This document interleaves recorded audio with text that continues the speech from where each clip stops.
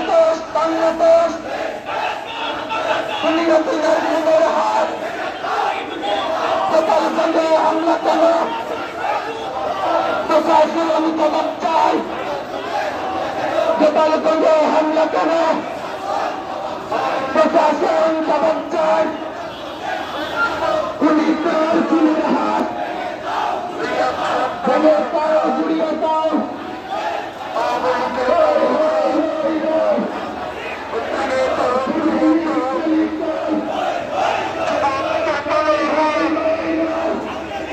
বাংলাদেশ এই দেশ আমার দেশ